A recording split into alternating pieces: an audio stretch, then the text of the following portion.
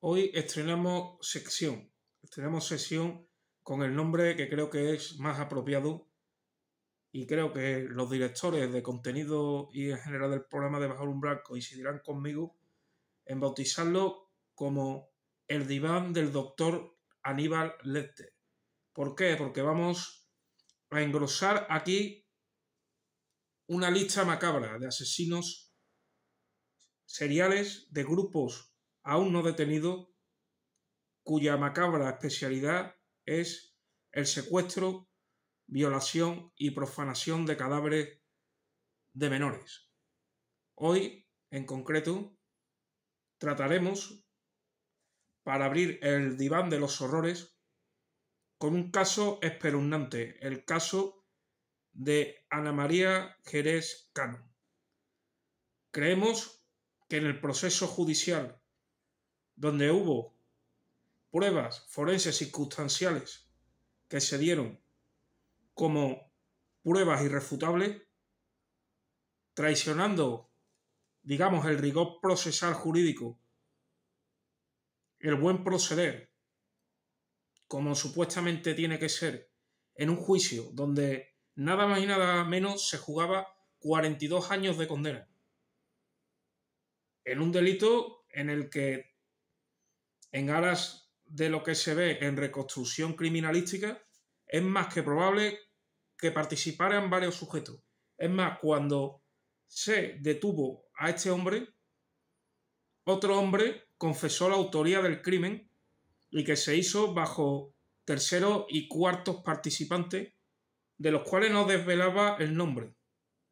Y diréis, ¿por qué no lo hizo antes esta confesión? Pues muy sencillo, porque este hombre estaba en proceso de agonización de una enfermedad rara y creía que iba a morir. Y hizo 4 folios de confesión que no se tuvo a bien dar por válido, donde se daban detalles que solo la persona que estuviera allí podía saber.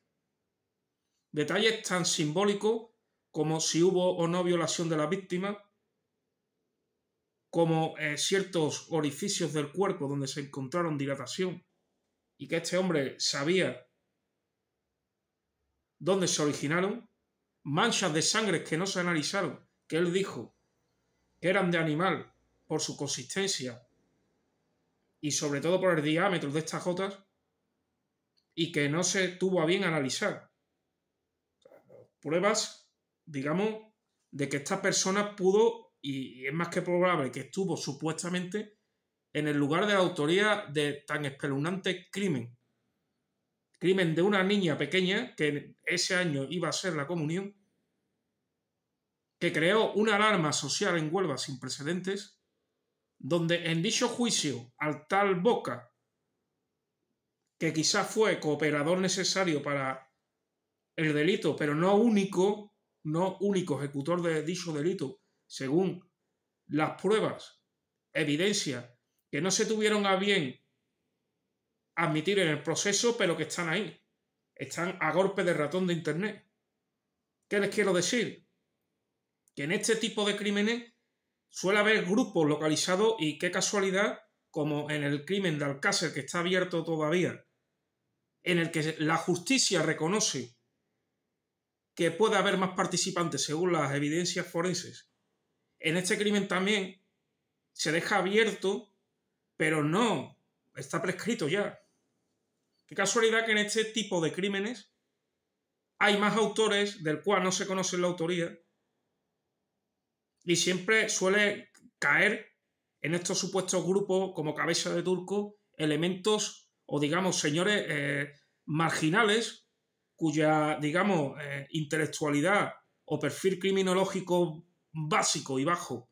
no da con estas actividades de extremo sadismo, que incluso suele haber ritualística,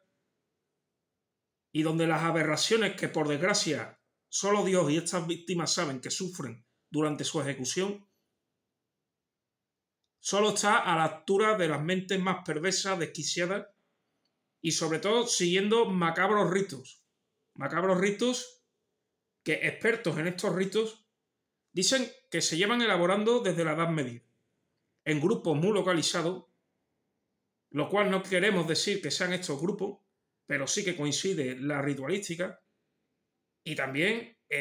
como nexo común en este tipo de casos de menores asesinados, de chicas menores asesinadas,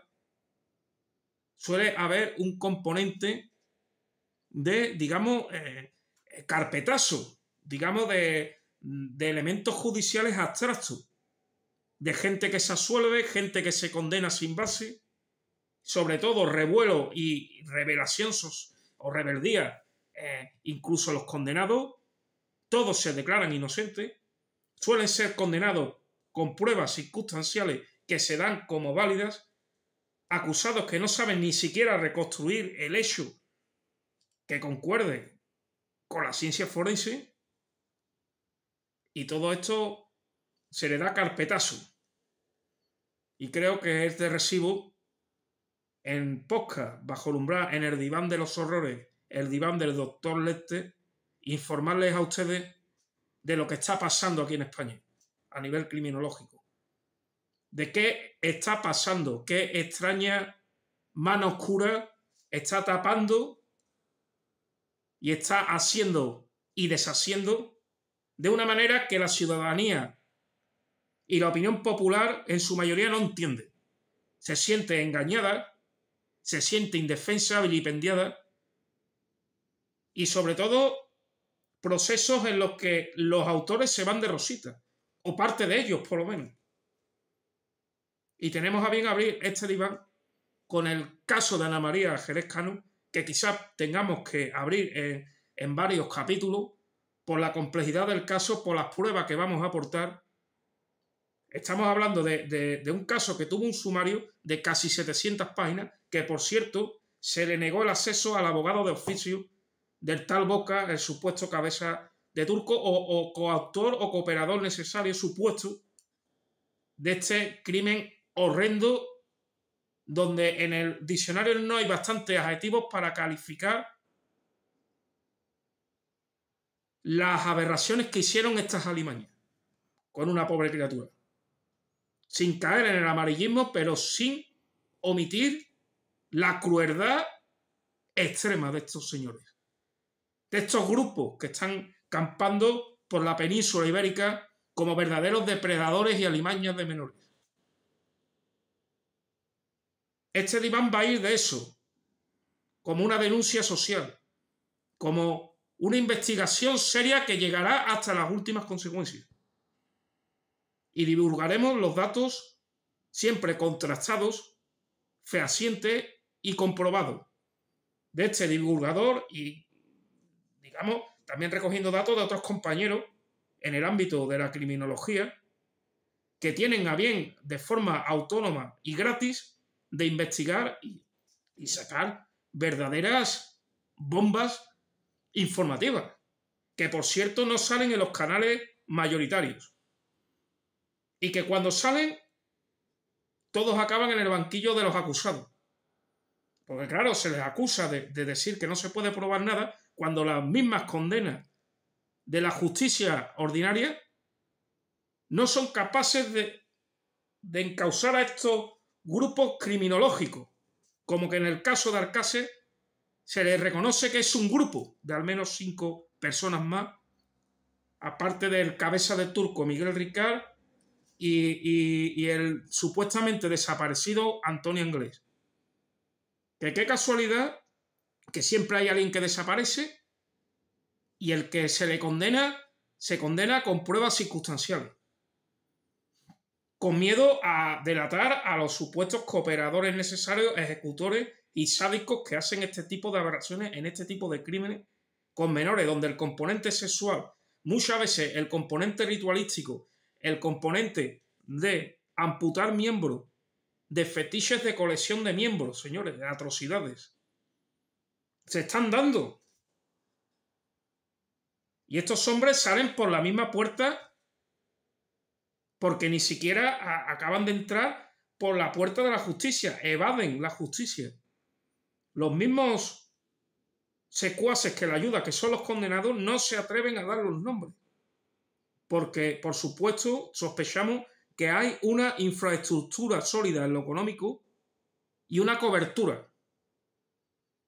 Todo eso se llama composibles. Hablamos de gente pudiente, hablamos de gente con la infraestructura necesaria para evadir la justicia, tapar bocas y mover hilos. Estas teorías llamadas de conspiranoias y demás están basadas en la no resolución de los casos y en resoluciones de ciertos casos más que polémicas, que creemos que no pueden caer en el olvido, como no pueden caer en el olvido las víctimas y como no puede caer en el olvido la justicia. Estamos hablando de menores. En este caso que vamos a tratar, en concreto, una chica que en ese año iba a ser la primera comunión. Y creo que esto no debe de caer en el olvido. La sociedad debe de estar vigilante ante estos peligros. Los divulgadores de misterio, criminología y en este ámbito de querer esclarecer ciertas cosas, yo creo que tenemos el deber moral y ético, pero sobre todo moral, de no dejar que esto caiga en el olvido, como ha pasado desgraciadamente en ámbitos judiciales, por prescripción o por, digamos, en algunos casos que veréis, quizá desidia, falta de medios, falta de evidencia, torpedeo. Cuando digo torpedeo es extrañas presiones gubernamentales por el poder social o digamos la presión de la opinión pública que casi exige al momento que haya un autor, políticos que tienen miedo y que presionan al Poder Judicial para que esto se le coja un culpable, sea como fuere, y se dé carpetazo, como creo que es este caso, en el cual no digo que el autor, en el caso de la María Ángeles Cano, no sea culpable, pero hay más sueltos. Este hombre, para mi humilde punto de vista, pudo ser un cooperador necesario, como también pudo ser Miguel Ricard, que no lo tengo yo claro en el crimen de Alcácer que Miguel Ricard fuera un cooperador necesario, porque evidencia científica muy poquita. Y ahí se ve que las pruebas que aparecieron parecían más para ser encontradas como en una especie de tenderete, digamos, ambulante, de papeles rotos, con nombre del hermano del supuesto implicado, que resisten 60 días de actividades meteorológicas extremas con tormenta y demás, que esos papeles son inamovibles, un parte médico de defunción que nunca se mueve. O sea, que con vientos huracanados de 120 km por hora resiste a todos estos elementos. Tirado alrededor de una fosa con una profundidad, vamos, una profundidad hecha para ser encontrado. Estas son otras cosas que también, desde el rigor informativo, no podemos pasar por alto.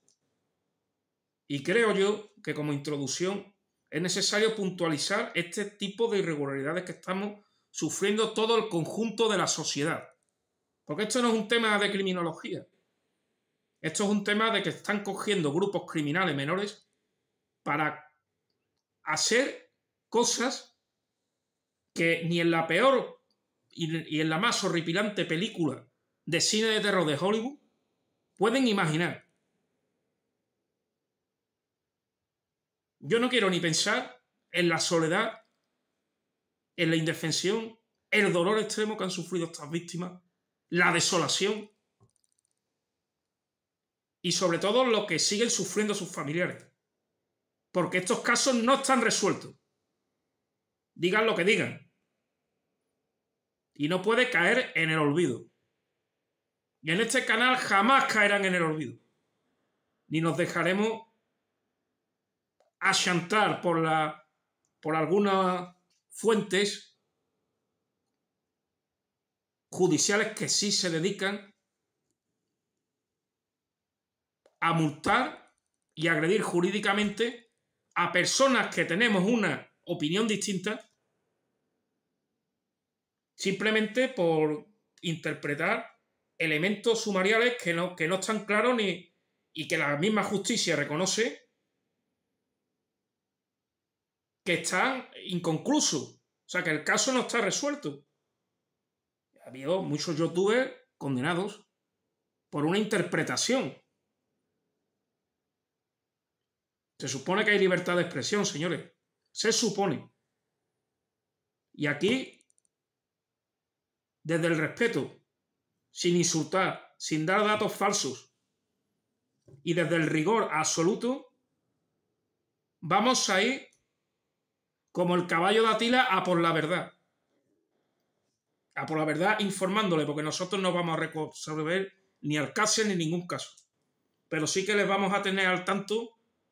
de estas barrabasadas informativas, de estas barrabasadas judiciales, de esta desinformación deliberada, de esta fuga de los grandes medios por no divulgar estas versiones alternativas consistentes en pruebas e interpretaciones sumariales incompletas y otras pruebas que no se dan a bien analizar, porque ya sabemos, o pueden sospechar ustedes por qué, caen en el olvido. Y aquí buscaremos la divulgación de todos los elementos sumariales, judiciales y sobre todo abriremos hipótesis sobre casos que no están para nada resueltos, sobre estas víctimas que claman justicia después de haber sufrido el dolor más indescriptible que puedan ustedes imaginar, sin caer en detalles. Estos señores no solo sufrirán la justicia divina, también serán acosados por este medio, porque intentaremos buscar evidencia, investigar, y que sepan ellos que, aunque las fuentes oficiales y gubernamentales no quieran atar cabos, sí hay mucha gente que quiere atar cabos. Y seremos totalmente imparciales, rigurosos y serios, porque este es el diván del doctor Aníbal Lecter. Y aquí no hay límites para buscar la verdad. Les deseo buenas noches después de lo que les he dicho, aunque sea difícil, pero esperemos a bien que les haya gustado la introducción y que haya sido instructiva para que tenga usted una idea de lo que le espera escuchando este oscuro diván.